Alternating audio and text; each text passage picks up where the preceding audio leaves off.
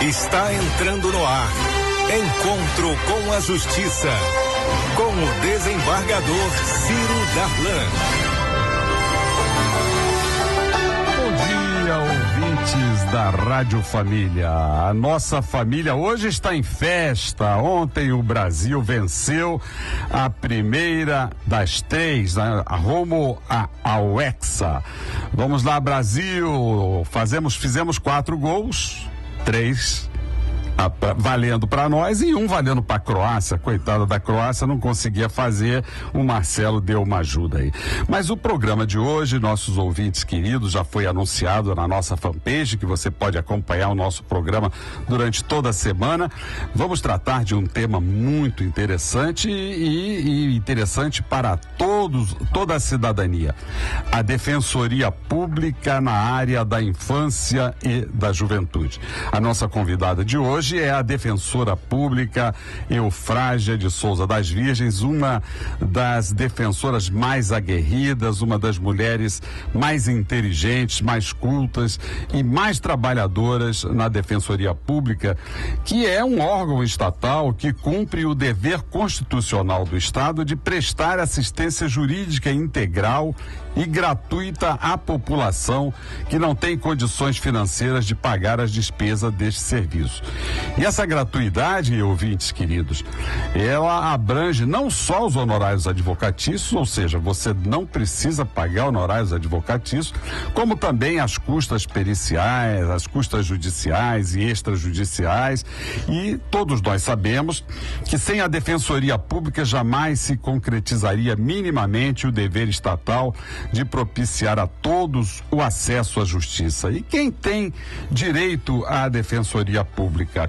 Todas as pessoas que não tenham condições financeiras de contratar advogado e pagar despesas do processo por certidões, escrituras, sem prejuízo do sustento de sua família.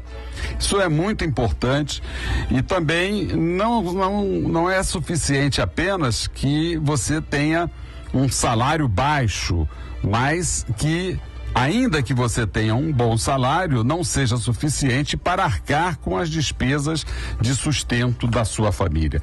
Por causa da importância da Defensoria Pública, nós trouxemos aqui uma das defensoras públicas, como disse, mais aguerridas, e ela trabalha na área da infância e da juventude.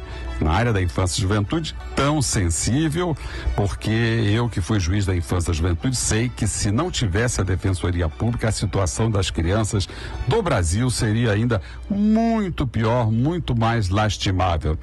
E se você tiver algum processo para promover na área da infância e da juventude, não procure um advogado. É a única vez que você, sendo pobre, será melhor assistido do que se você for rico. Porque os melhores advogados da área da infância e da juventude estão certamente na Defensoria Pública. Eles têm essa experiência, eles têm esse conhecimento que raramente um advogado formado nas melhores universidades terá. E para abrilhantar o nosso programa de hoje, e vocês ouvintes, que através dos telefones 30790952, 30790938, poderão participar fazendo perguntas e hoje vão ganhar de presente o nosso gibi do Ziraldo, o menino maluquinho, no Estatuto da Criança e do Adolescente, e mais, um livro do Babilônia, que é um menino de rua que escrevia poemas, e nós estaremos distribuindo aos ouvintes que fizerem as perguntas e também assistir o nosso programa através do site www.redejuridicatv.com.br. E apresentando o programa de hoje, o nosso querido mestre desembargador Antônio Carlos Esteves, a quem eu dou o meu bom dia. Bom dia, ouvintes, bom dia, meus companheiros de mesa, desembargador Rogério, bom dia, Ciro. É um prazer, é um privilégio, é uma honra estar participando desse programa que, ao invés de criticar e menosprezar as coisas, aponta os caminhos para que tudo melhore. Muito bom dia. Bom dia. E bom dia, desembargador Rogério de Oliveira, nosso co-apresentador aqui, para saudar a nossa convidada Eufrásia de Souza das Virgens. Bom dia, Ciro. Bom dia, Antônio Carlos. Minha querida Eufrásia, tive o prazer de conhecer lá no gabinete, reivindicando bravamente os direitos das crianças, dos assistidos. Eu lembro aqui que na minha Faculdade Nacional de Direito, eu fiz 2 anos e meio de estágio na Defensoria e foi a minha escola de vida do direito. Eu já podia ter deixado, depois de 1 ano e meio, me parece, na época, eu podia ter deixado o estágio, mas fiquei mais 1 ano e convivi com excelentes defensores. Como você disse, é uma escola e são os melhores profissionais que nós temos à disposição. Pena que naquela época, isso lá nos anos 80, a Defensoria ainda não era uma potência que é hoje. Eu quero parabenizar a Eufrásia aqui, a Defensoria na pessoa da Eufrásia, que obteve, né, junto ao Congresso Nacional, né, uma emenda constitucional reconhecendo o Estatuto Constitucional da Defensoria Pública.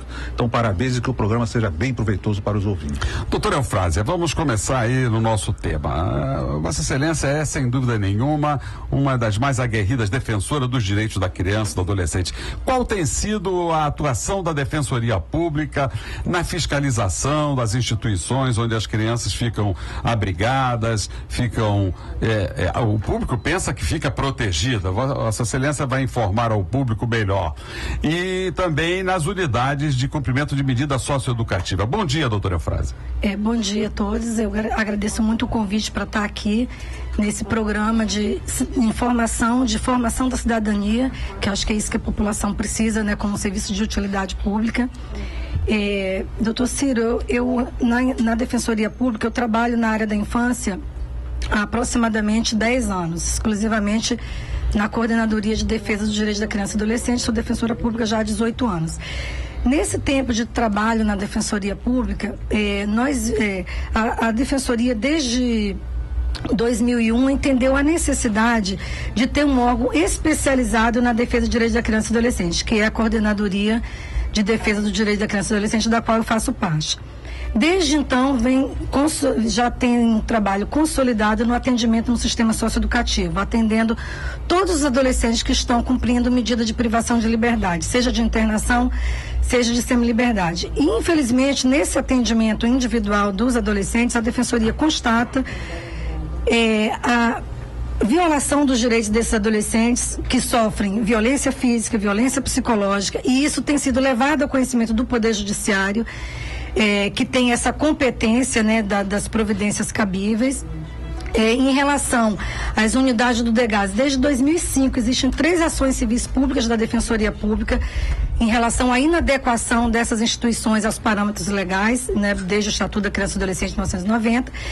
E nós temos também uma atuação mais recente, que é essa atuação onde nós estamos encontrando maior resistência, tanto de parte do Poder Judiciário como do Ministério Público, que é a atuação em defesa de direitos de crianças e adolescentes que estão institucionalizados, que estão privados do convívio familiar, por algum motivo, ou por violência doméstica, ou por negligência, ou por perda dos pais.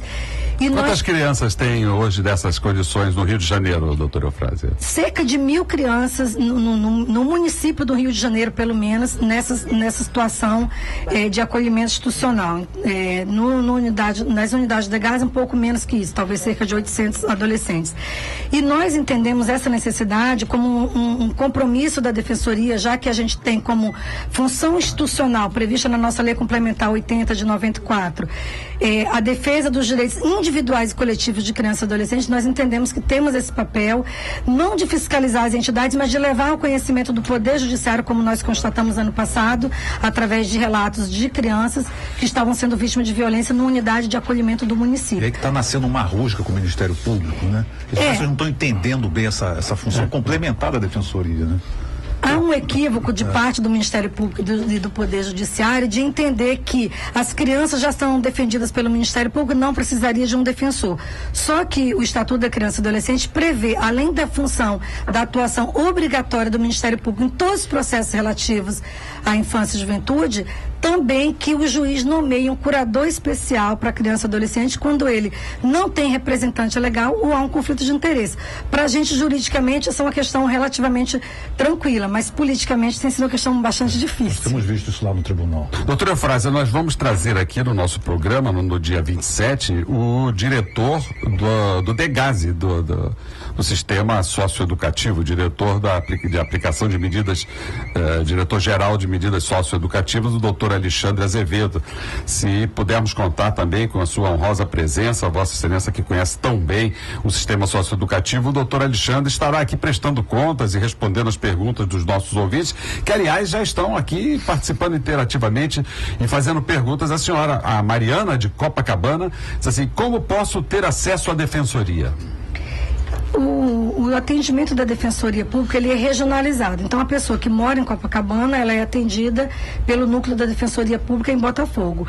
E existe uma divisão por bairro, e existe um telefone da Defensoria, que é 129, onde a pessoa pode tirar dúvida do endereço onde ela pode ir.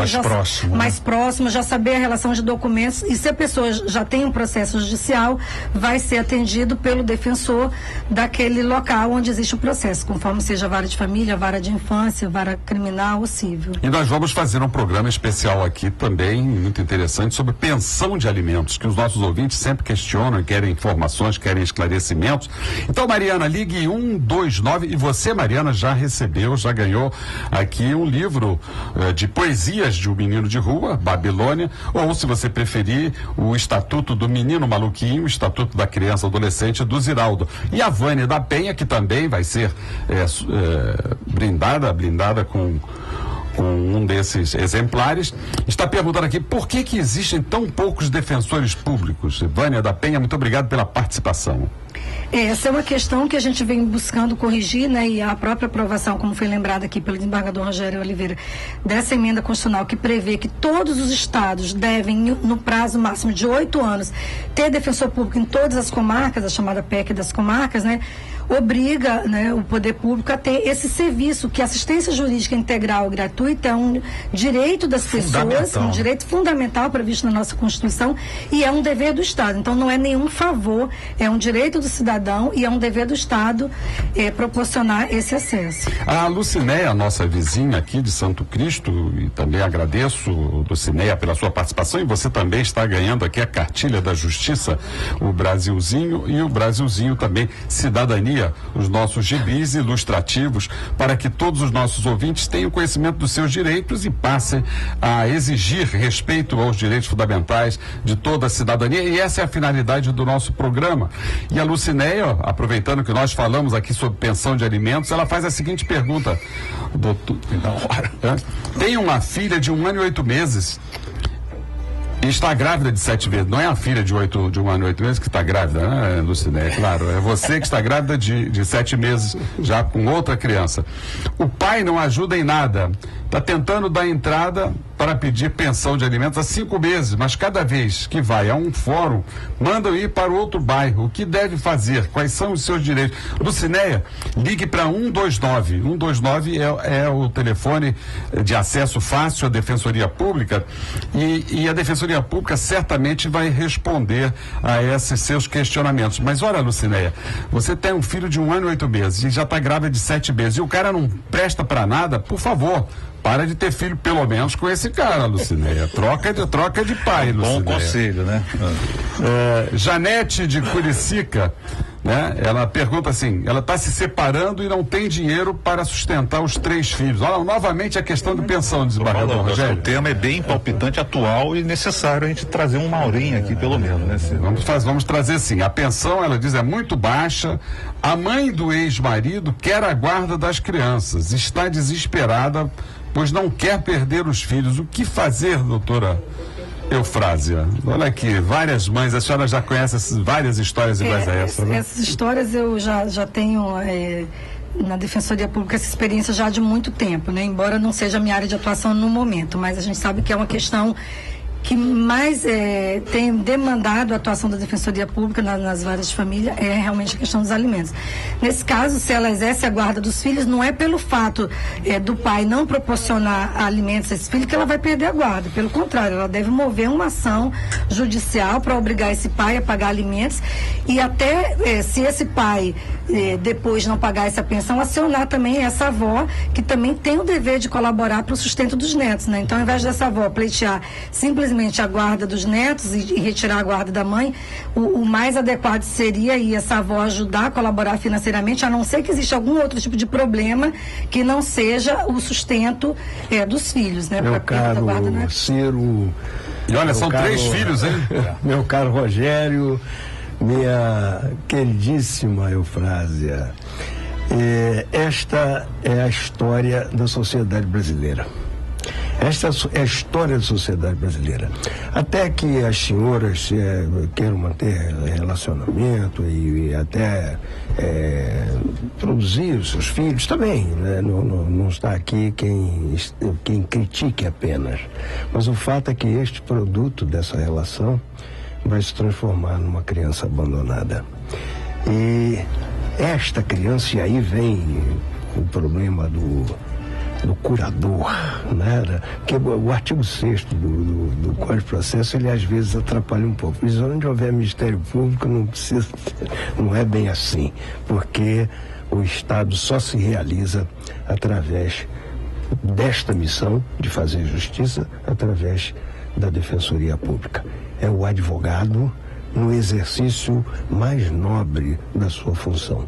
E quem vai falar por quem não sabe falar? Quem vai falar por quem às vezes nem anda? Quem vai falar por quem às vezes nem nasceu? Que é o nascituro, né? Quem vai falar por este ser? Desculpem um pouquinho mais de tempo, mas eu me recordo da minha infância. Tem boa memória o senhor, hein? Tenho sim. E tem pouco tempo a infância também.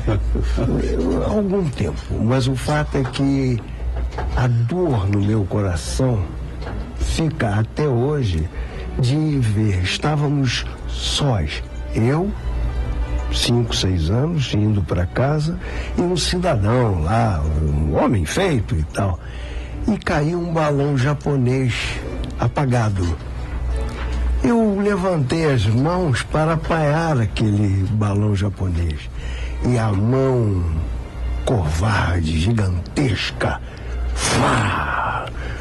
arrancou-me aquele balão como arrancando as minhas esperanças. Nunca mais eu me esqueci deste fato e me queixar a quem? E no tempo que as pessoas podiam soltar balão, porque agora é absolutamente proibido, né? Vamos defender a natureza e evitar soltar balão. Mas, doutora Eufrásia, houve uma polêmica muito grande agora, o Congresso Nacional aprovou a lei da palmada.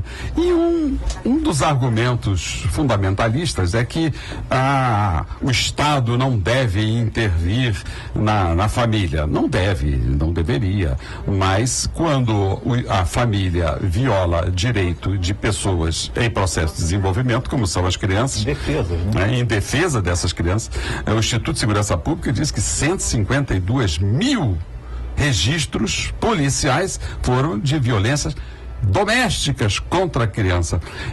Que a senhora entende sobre essa lei da palmada? Como é que a Defensoria Pública entende esse argumento de que não pode intervir na educação da família, quando a gente está vendo que há famílias que respeitam e há famílias que desrespeitam os direitos da criança?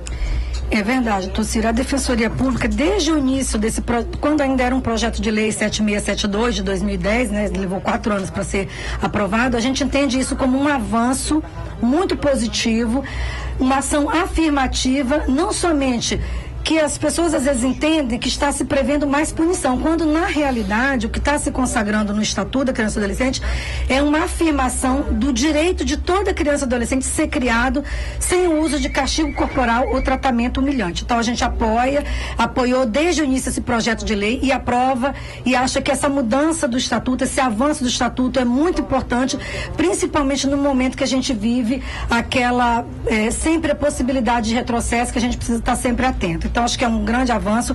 As pessoas precisam entender, os adultos precisam entender que criança e adolescente, como pessoas em desenvolvimento, como foi muito bem falado pelo desembargador Ciro Darlan, são sujeitos de direito, eles não são objetos nem do poder familiar e nem de qualquer ação, de qualquer tipo de autoridade, seja do professor, seja de qualquer tipo de pessoa que exerça o cuidado sobre ele. Então, e eu lembro muito do que um grande estudioso do assunto, Paulo Sérgio Pinheiro, consultor da ONU, nesse tema da infância, no relatório dele sobre violência contra criança no mundo inteiro, ele fala uma coisa que eu acho que é muito simples das pessoas entenderem. Não devemos bater em pessoas, e crianças são pessoas, então por isso não devemos bater em crianças. Então devemos criar, devemos educar, orientar, e a criança vai entender. Eu mesma tenho um filho de 15 anos e eu sei o que é isso, e o diálogo é preciso que a gente tenha constantemente, permanentemente, até para evitar adultos que repitam essas agressões contra outras pessoas. Ô Ciro, só para dar um dado aqui, o meu irmão médico, né, neurologista, já teve várias vezes aqui no programa, ele tem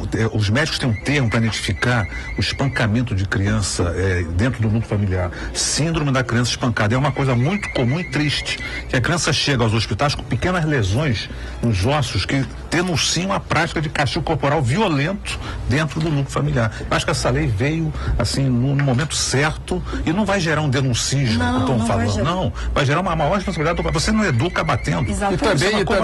E também não tem punição para os pais. É apenas uma lei educativa, exatamente. É uma lei de conselho, né? Não há nenhum pai vai ser preso. Deveria até ser preso, mas não será preso em razão da lei, porque o objetivo da lei é que se crie uma cultura de proteção e de respeito à pessoa em processo de desenvolvimento. Contra o silêncio, porque o problema é o silêncio. A criança não tem voz. A criança não sai para ir a uma delegacia, não sai para falar a um vizinho, olha, meu pai me bateu. É aquele silêncio. Este é que é o problema da criança. Não é o silêncio cúmplice, né? O silêncio aí neste episódio, ele é terrível. Parece que nós estamos no século XVIII. E não é figura de retórica, não. Porque Charles Dickens, nos seus livros, ele contava o que era. Denunciava, né? Denunciava esta maldição. É verdade. E é importante a gente lembrar, com essa questão do silêncio, a obrigatoriedade tanto do médico como do professor, do educador, de quem tenha esse contato com a criança, é um dever de comunicar ao Conselho Tutelar, que é um órgão de proteção, um órgão criado pelo Estatuto para zelar pelos direitos da criança e adolescente, a obrigatoriedade dessa comunicação, que inclusive implica numa infração administrativa sujeita a representação. Guardadas as devidas proporções, se o vizinho de criança maltratada, comunique o fato. Leve esta notícia. Diz que sim. Não se omita. Não se omita. Aliás, a propósito, doutora Frase, a senhora falou agora aí no Conselho Tutelar. Como andam os Conselhos Tutelares no Rio de Janeiro? A gente tem acompanhado na Defensoria Pública e tem desenvolvido um projeto lá na coordenadoria de parceria com os conselhos tutelares, chamado Conselho Tutelar e Defensoria Pública Diálogo Permanente, porque a gente entende que eles precisam realmente do apoio da Defensoria Pública, principalmente na nossa coordenadoria como órgão de defesa de direitos da criança e adolescente, porque eles que estão na ponta do atendimento, que atendem a grande demanda e que muitas vezes são muito demandados pelo Poder Judiciário e pelo Ministério Público para cumprir o que nem sempre é o papel deles, que é o de atendimento, de zelar pelo direito de criança e adolescente. Então a gente tem feito esse trabalho conjunto, tem desenvolvido seminários com eles. A gente teve um seminário agora recentemente no dia 3 de junho, discutido várias questões, né, de dificuldades que ele vem sofrendo e dificuldade de estrutura mesmo. Não existe número suficiente de conselhos tutelares no município do Rio de Janeiro como aliás acho que é a realidade praticamente do Brasil inteiro, para atendimento a essa demanda, que é uma demanda crescente. Então a gente tem buscado dar esse apoio ao Conselho Tutelar, porque eles têm sofrido muitas representações, às vezes do Ministério Público, têm sofrido muitas vezes por parte do Poder Judiciário, que seja cumprida determinada coisa, sob pena até de condução. Então, assim, violando a autonomia que eles têm, porque eles não são órgãos vinculados, subordinados nem ao Judiciário, nem ao Ministério Público. Eles são órgãos incumbidos pela sociedade de zelar pelos direitos da criança e do adolescente e que têm as obrigações previstas na lei, previstas no Estatuto, e que não pode ser criada atribuição além daquelas. Isso diz muito claramente, além do Estatuto, a Resolução 139 do CONANDA. E os nossos ouvintes estão participando através do telefone 30790952, 30790938, e depois assistirão o programa no site www.redejuridicatv.com.br. A Maria Alice de Magé, que já receberá aqui a cartilha da Justiça, ou o Estatuto da Criança e Adolescente, o gibi do Menino Maluquinho. Maria Alice, pegue aqui na sede da Rádio Família FM, Rua Marise Barros 292, trazendo um documento de identidade. Maria Alice de Magé pergunta: por que a Defensoria vivem lotadas? É praticamente impossível pegar uma senha. E aí? Porque a demanda é cada dia maior e a gente não consegue realmente. Agora vai ter mais um concurso para a Defensoria Pública, que já estão abertas até as inscrições. O que a gente espera é que realmente o Estado cumpra com esse dever através da realização de concurso para provimento dos cargos, né? Para que atenda essa demanda. A gente sabe que isso é uma demanda... Pegando esse gancho aqui da doutora Eufrásia, o pessoal fala muito no acesso à justiça, mas o acesso à justiça se dá essencialmente pela Defensoria Pública. A grande porta do acesso à justiça é a Defensoria Pública. E 70% dos procedimentos do Rio de Janeiro são da Defensoria Pública. Agora, 70%. O diferencial da Defensoria para o advogado particular é que a Defensoria sempre procura um acordo. Até pelo excesso de número de participantes, né, de solicitantes, e sempre procura o melhor acordo para ambas as partes no final. E a Valdinéia ali de São Gonçalo, nossa ouvinte querida, ela diz assim: a Defensoria Pública de São Gonçalo está muito ruim. Ela foi atendida muito mal por pessoas inexperientes que não são advogados. Ela quer a guarda da neta, pois a mãe, segundo ela, é uma desmiolada e a netinha vive largada. Ela foi na defensoria e disseram que ela precisa de provas. Claro, Valdinéia, sem provas não há processo. Ela não tem como provar. Testemunhas podem servir como provas, evidente, testemunha é uma das modalidades de prova. Já estou aqui lhe respondendo aqui. O que pode fazer? Na realidade, a defensoria é péssima. O pobre sofre muito lá. Defensoria Pública de São Gonçalo. A doutora Eufrásia está anotando todas as suas reclamações e ela vai esclarecer para a senhora que existe a corregedoria da Defensoria Pública e a senhora pode se dirigir ou passar essas suas reclamações para a corregedoria. Doutora Eufrásia vai dar aqui o telefone da corregedoria para que a senhora possa fazer essas reclamações diretamente à Defensoria Pública. Ela pode procurar diretamente a Defensoria Pública do Rio, aqui na Marechal Câmara 314. Existe também uma ouvidoria da Defensoria, além da corregedoria, ainda existe a ouvidoria da Defensoria, e ela pode ligar também para o 129, o número da ouvidoria é 0800 282. Veja no site da Defensoria Pública. Qual é o site da Defensoria Pública? É www.defensoria.rj.gov.br. Isso, dona Valdinéia. Procure no site da Defensoria Pública. Desembargador Esteves. Dona Valdinéia, que pena, né, que a senhora não está satisfeita com o atendimento. Agora, dona Valdinéia, me faça um favor. Né? Tenha absoluta certeza de que não havia um excesso de demanda, que as pessoas não estavam... às vezes uma demora incomoda a gente, né? Esteja certa de que teria havido uma negligência, de que a senhora teria realmente sido maltratada, porque às vezes o excesso é muito grande. Eu tiro isso em especial, Rogério e Ciro, porque todos falam mal do juiz, né? E o juiz com 10, 15 mil processos para resolver, como é que ele vai fazer, né? Então, tenha certeza de que realmente houve um maltrato, de de que realmente um desleixo. Os ouvintes estão participando através do telefone 30790952, 30790938 e assistirão este programa no site www.redejuridicatv.com.br. Os nossos ouvintes estão bombando, doutor Eufrásio, e perguntam: por que o processo de adoção é tão difícil no Brasil?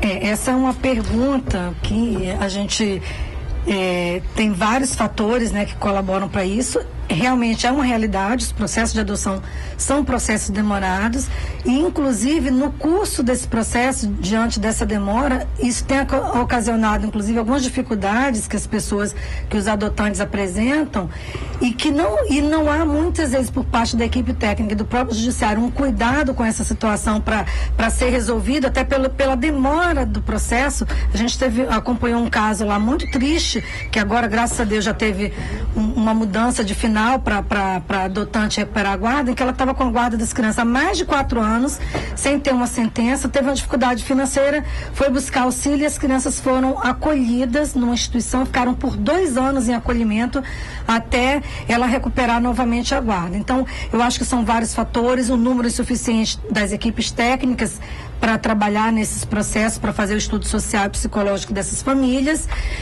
e muitas vezes também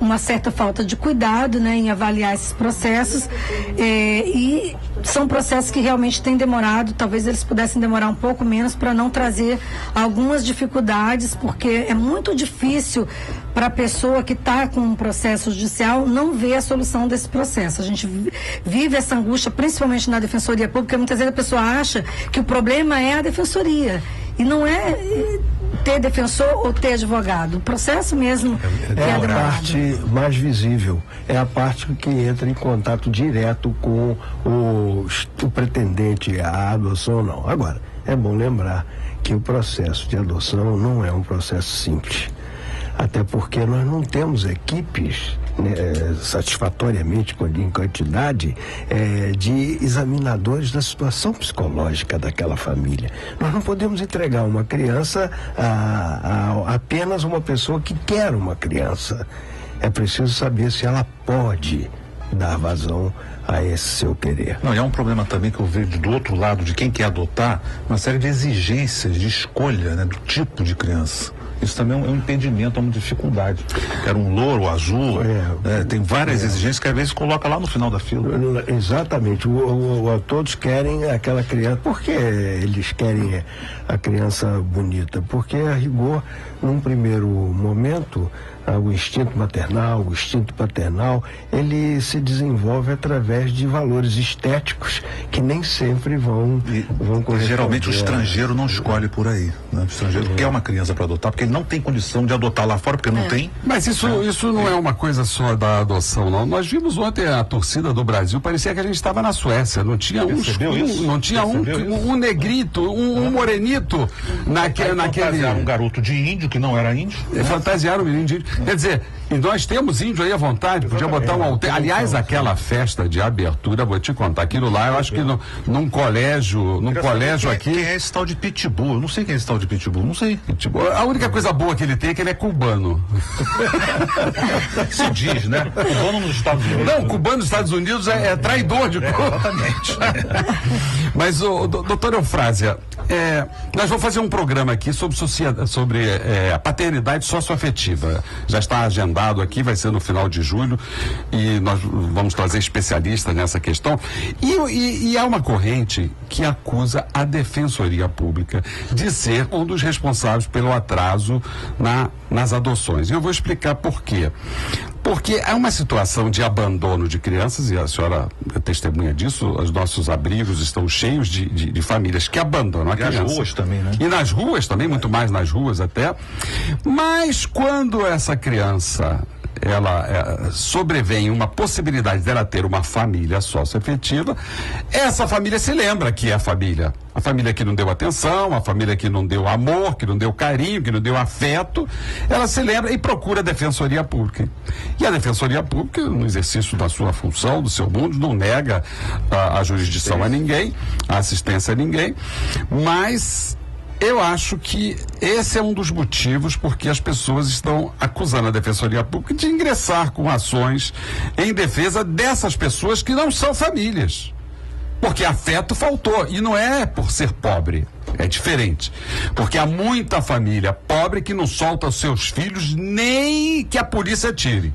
Mas há pessoas que se acomodam, né? Nós vimos aqui uma senhora aqui com 3 filhos e ainda está grávida de outro, e o pai não assiste, daqui a pouco essa criança vai parar no abrigo e vai parar numa adoção, aí ela vai lembrar. O pai vai lembrar que é pai, a mãe vai lembrar que é mãe. Lembrar a família do Amarildo, família grande, estava todo mundo lá junto. Pois é, a família do Amarildo, né? Ele foi assassinado, mas a família grande, todos o núcleo permaneceu. Acolhidos, adotados afetivamente pela mãe, né? E pelo pai. Doutor Ciro, tem um outro lado também da maternidade, da paternidade socioafetiva, que é até um caso bem interessante lá, que a gente está acompanhando na coordenadoria, que é o seguinte também, tem o outro lado, que é a pessoa que cuida de uma criança sem ter nenhum documento legal, não tem guarda, não entra com processo de adoção, desde bebê, num dado momento na adolescência, esse adolescente apresenta alguma dificuldade, algum conflito, e essa pessoa resolve que ela não vai ser responsável porque ela não tem juridicamente nenhuma obrigação. E é aí, através de um caso concreto, que a instituição de acolhimento deste menino encaminhou o relatório, por isso daí a importância que eu reforço da participação da Defensoria, do acesso a essas informações que o município do Rio de Janeiro vem negando, e a gente tem um mandado de segurança impetrado que ainda não foi decidido pelo tribunal, nesse sentido de ter acesso às informações das crianças acolhidas, porque foi através do relatório informando que uma senhora que cuidou desse menino desde 10 meses de idade, na adolescência abandonou este menino que veio a ser colocado numa instituição de acolhimento do município. E nós ingressamos com uma ação de responsabilidade civil acumulada com reconhecimento de maternidade socioafetiva. E, felizmente, conseguimos uma decisão judicial de antecipação de tutela, fixando alimentos para essa pessoa pagar uma pensão para esse adolescente, e também solicitando a nomeação de um tutor judicial para ele, para administrar esse recurso, que a vara da infância equivocadamente entendeu que não era possível, dizendo que ele era menor em situação irregular. Então, quando a gente já teve a superação desse entendimento, a gente volta e meia está vivendo com esse fantasma do menor em situação irregular. Mas agora ele já tem 16 anos e a gente está pedindo a emancipação dele para ele poder administrar esse recurso. Agora, as famílias, evidentemente, procuram a Defensoria para exercer o seu direito de defesa, de contestação, o que não significa que esse direito vá ser atendido pelo Poder Judiciário, se preenchidas as condições, e principalmente, doutor Ciro, se essa criança for ouvida e ter a sua opinião considerada, que é o que a gente defende muito, e nesse caso especificamente, com a nomeação de um defensor para essa criança, para esse adolescente. Perfeito. Hoje nós estamos distribuindo para os nossos ouvintes o Estatuto da Criança e do Adolescente do Menino Maluquinho, do Ziraldo, e também o livro de poesias de um menino de rua, chamado Babilônia, de autoria de Humberto de Jesus Santos. Então, os ouvintes que estão participando do programa, fazendo perguntas, como a Magnólia de Irajá. Magnólia de Irajá disse assim: no ano passado, a sua neta foi molestada pelo padrasto. Foram ao Conselho Tutelar denunciar e nada foi feito. Onde é que ela deve ir para que algo seja feito, doutora Eufrásia? Ela pode procurar a Delegacia de Atendimento à Criança e Adolescente Vítima, que fica na Francisco Bicalho 250, atualmente, ao lado do IML, e que é uma delegacia especializada nesse atendimento. As pessoas não devem deixar de tomar as providências necessárias quando não encontram na primeira lugar onde ela busca atendimento essa solução.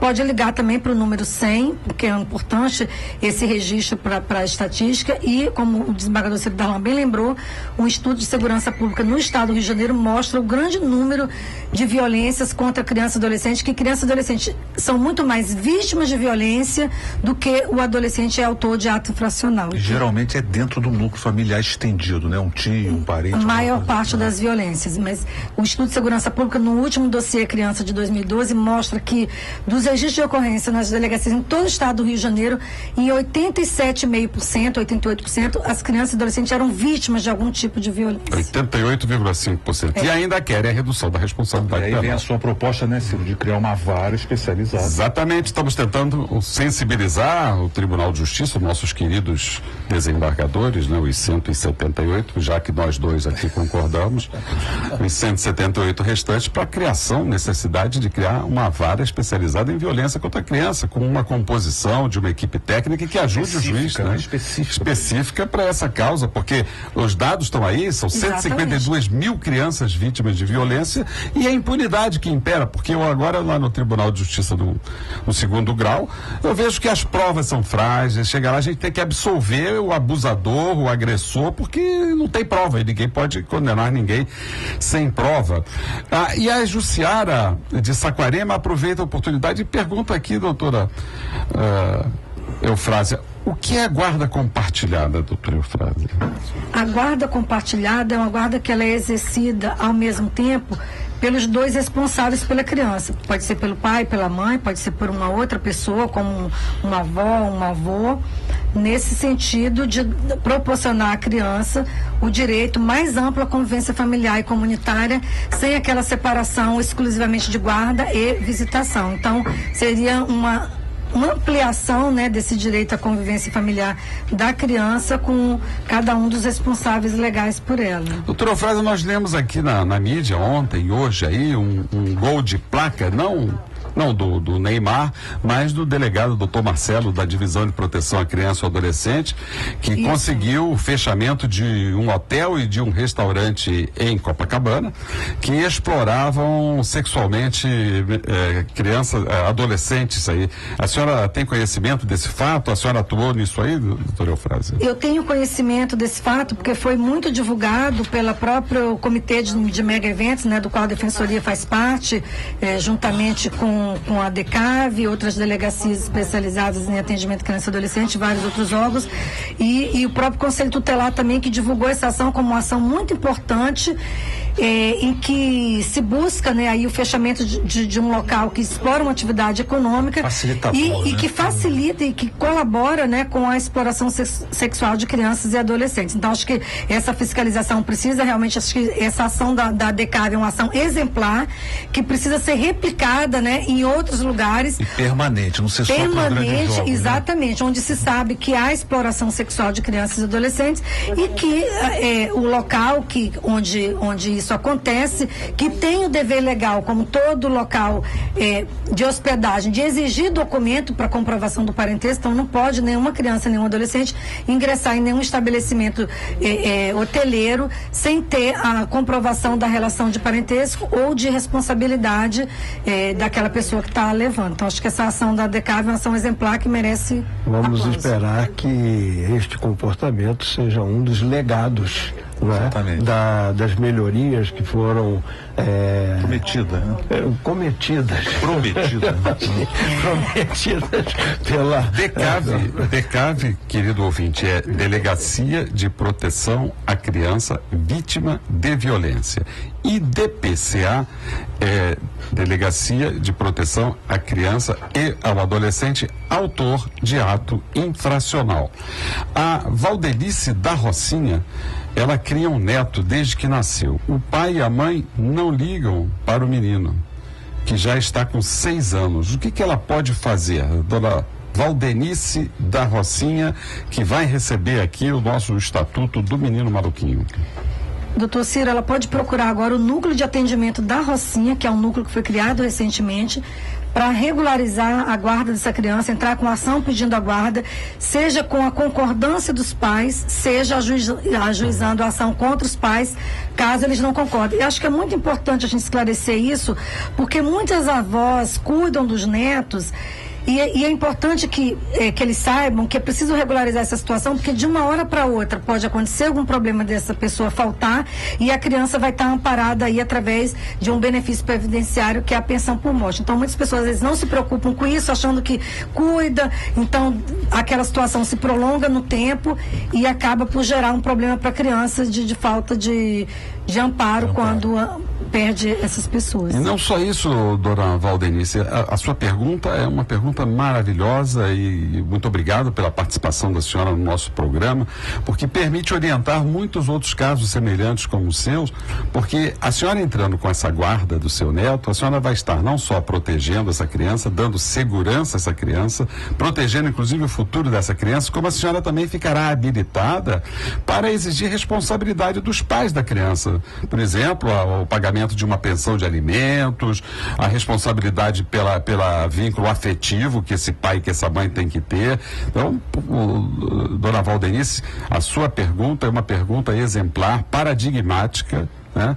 É um exemplo que a senhora está dando para que outras pessoas na mesma situação da senhora protejam seus netos dessa maneira como a doutora Eufrásia aqui orientou. Eu quero agradecer a pergunta, porque nos dá essa oportunidade de dizer que nós não estamos apenas para criticar e sim para fazer.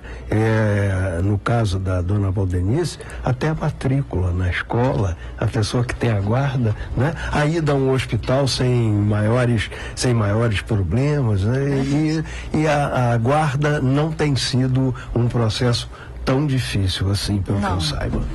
A Wanda de Caxias, nosso programa vai longe. Obrigado aí, ouvintes de Caxias, pela audiência. Ela diz assim: o meu sobrinho de 13 anos, ela está assustadíssima com esse problema. Engravidou a namorada de 10. De 10? 10 anos. A mãe dela é muito religiosa e quer que eles casem e fiquem morando com os pais até os 18 anos. A família está em frangalhos. O que fazer, doutora Fábio? Em primeiro lugar, buscar um acompanhamento, né, psicológico desse caso, através do Centro de Referência de Assistência Social, né, o CRAS, para essa família ser incluída em programa de orientação, de apoio, de acompanhamento.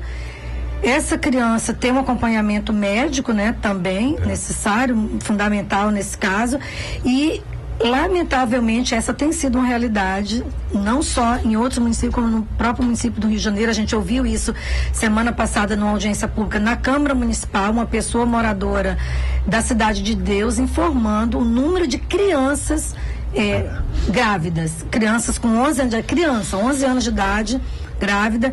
Essa é uma realidade que a gente precisa trabalhar na perspectiva da prevenção, com a orientação, para que as famílias e as escolas conversem sobre esse tema, que ainda é um tabu, né, com as crianças e adolescentes, de uma forma que eles possam entender e que possam não estar sujeita a uma situação como essa, que é uma menina de 10 anos engravidando. Então, acho que é muito por conta de alguma falta de orientação. Às vezes a família não quer falar sobre o assunto, achando que vai incentivar a curiosidade, mas às vezes é muito ao contrário, né? A gente tem visto isso. Você, amigo ouvinte, que se escandalizou com a tentativa de votação de uma lei no Oriente Médio para que as meninas de 9 anos fossem vendidas para casamentos, você também pode multiplicar a indignação, porque esta indignação ela é muito específica. Ter filho, gerar filho, engravidar são fatos da natureza. O que está faltando é a orientação para que essas pessoas possam adotar a natureza como um bem divino. Mas, sobretudo, que essa criança seja muito bem-vinda e bem recebida. Exato. Né? E festejada. Pode ser um presidente da República, pode ser uma professora, pode ser... E note que eu botei presidente da República e professora, não é por sequência desprovida de consciência, não. É que a professora é muito mais importante do que o presidente da República. O Tribunal de Justiça do Rio de Janeiro distribuiu 300 mudas de IP no Dia Mundial do Meio Ambiente. E você, ouvinte, deve saber também que, por causa da Copa, o Tribunal de Justiça não abrirá nos dias 17, 18, 19, 20, 23 e 25 de junho, mas estará funcionando em regime de plantão para receber toda e qualquer situação de emergência. Mas uma notícia boa aqui do Tribunal de Justiça é que nós tivemos uma audiência pública com a Comissão de Legislação do Tribunal, diante da possibilidade dos juízes poderem votar para presidente do Tribunal de Justiça do Estado, né? Somos 600 juízes que não votam, quer dizer, que não são respeitados na sua cidadania judicante. Eles podem fiscalizar uma eleição para presidente da República, para governador do Estado, mas não podem eleger o presidente do Tribunal de Justiça. Essa é a nossa realidade atual, que nós estamos querendo mudar, e por isso está acontecendo essas audiências públicas. E você, ouvinte, que é um cidadão, deve participar também, mandando cartas para presidente do tribunal, para os desembargadores, para que eles se conscientizem que o judiciário precisa ser democratizado.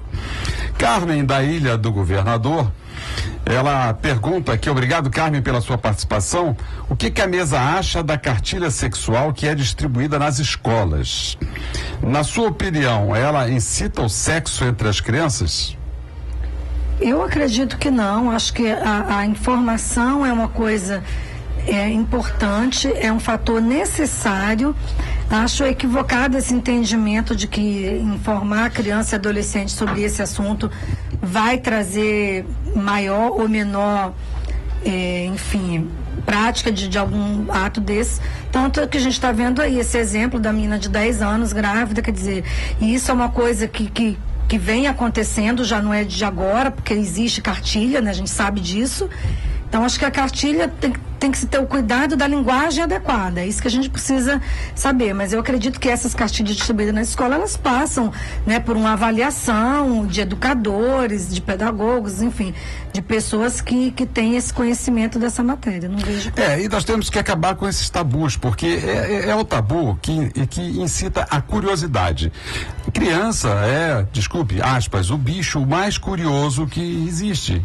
E é importante, é necessário que assim seja, eles estão em processo de formação. Então, o bicho mais perguntador do nosso meio é a criança, e é natural que assim seja. Eles querem saber tudo. Outro dia eu vi uma criança num avião perguntando ao pai por que o gelo se chama gelo. Mas pai, mas por que é gelo? O pai não sabia responder. Então, tem perguntas que são difíceis. As crianças são muito mais inteligentes do que nós adultos. Por isso eles fazem tantas perguntas difíceis de serem respondidas. Mas a cartilha está aí justamente para orientar, para dar as respostas dessas crianças. Para evitar essas situações. Exatamente, porque se uma criança com 10 anos sabe que o uso de camisinha evita a procriação, evita a gravidez, ele lendo na revista, ele de uma forma simples, tranquila, dita pela professora e não dito pelo coleguinha, e não dito pela excitação do momento, ele vai se prevenir. E olha isso, e nós temos exemplos. Já vi crianças chamarem a atenção do pai porque está fumando, já vi crianças chamar a atenção do pai porque está jogando papel na rua. Então, criança é o melhor professor que pode existir, mas para isso precisa de informação. E essas cartilhas têm essa finalidade de informação. Ouvintes, nós falamos muito de Disque 100. Disque 100, talvez nem todos estejam bem informados. O Disque 100 é o número nacional do Ministério dos Direitos Humanos, da Secretaria de Direitos Humanos, para onde nós podemos dirigir toda e qualquer denúncia que tomemos conhecimento de violação ou de ameaça de violação aos direitos da criança e do adolescente. Este é um serviço que está funcionando muito bem, porque você liga para o Disque 100, é gratuito, e você narra o fato que você está testemunhando, e esse fato imediatamente é cobrado para a delegacia da área, para o conselho tutelar da área, e isso impede muitas vezes que crianças sofram qualquer tipo de violência. Além disso, tem um aplicativo que você pode baixar chamado Proteja Brasil. É um aplicativo que você pode baixar de graça, está lá na nossa fanpage, como você deve fazer, na nossa página Facebook Encontro com a Justiça, e você baixando esse aplicativo, você tem de uma forma absolutamente tranquila e fácil como ajudar a proteger as crianças do Brasil. Se você não tiver o iPod, se você não tiver iPad, se você não tiver qualquer de dor, peça a um vizinho, peça a um amigo, peça a um colega, porque, desembargadores e querida defensora pública, o telefone celular ainda é raridade em algumas das nossas regiões. E nós vamos fazer aqui um programa muito interessante, já anuncio para os nossos ouvintes se prepararem, sobre o Tribunal de Contas. Nós vamos trazer aqui 2 presidentes. Vai ser aqui uma mesa presidenciável. O presidente do Tribunal de Contas do município, o presidente do Tribunal de Contas do Estado do Rio de Janeiro, os conselheiros Thierry Montebello e Jonas Lopes, que vão explicar aos nossos ouvintes sobre uma curiosidade. Quantas pessoas não sabem para que é Tribunal de Contas? O que faz o Tribunal de Contas? Para que serve o Tribunal de Contas?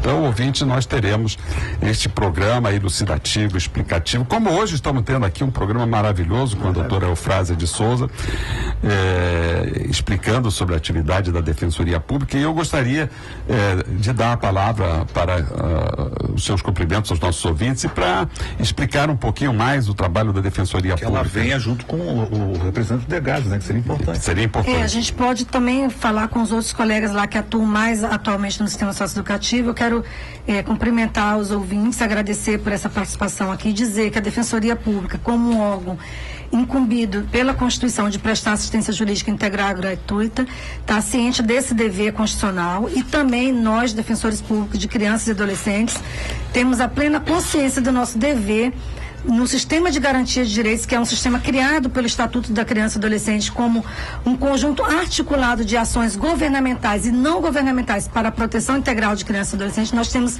plena consciência desse papel nosso, que não é maior ou menor do que o papel de qualquer um dos atores. Todos nós juntos, o doutor Ciro Darlan, que é além de ser desembargador e ter sido juiz da infância, é um militante da causa da infância, conselheiro também no Conselho Estadual de Direitos da Criança e Adolescente, do qual também nós fazemos parte. Então, todos nós, irmanados nesse objetivo, ainda não damos conta de resolver todas as questões de violação de direitos de criança e adolescente. Então, precisamos cada vez mais somar esforços, todos juntos, Conselho Tutelar, Conselhos de Direitos, Delegacia. A gente precisa também começar a entender, como a gente viu nesse caso recente agora da DECAV, a Delegacia, a Segurança Pública como órgão também de proteção de direitos da criança e adolescente, não somente ser apontado muitas vezes como órgão violador de direitos. A gente tem que exigir do poder público que cumpra com a sua função de promover o direito da criança e adolescente com prioridade absoluta, exigir, e como está numa cartilha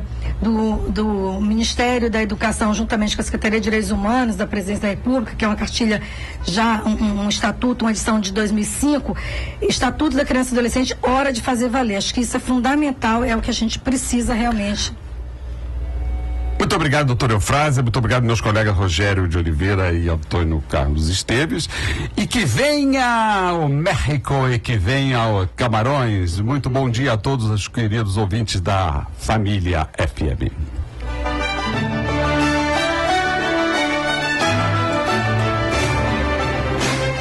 Você acabou de ouvir Encontro com a Justiça, com o desembargador Ciro Darlan.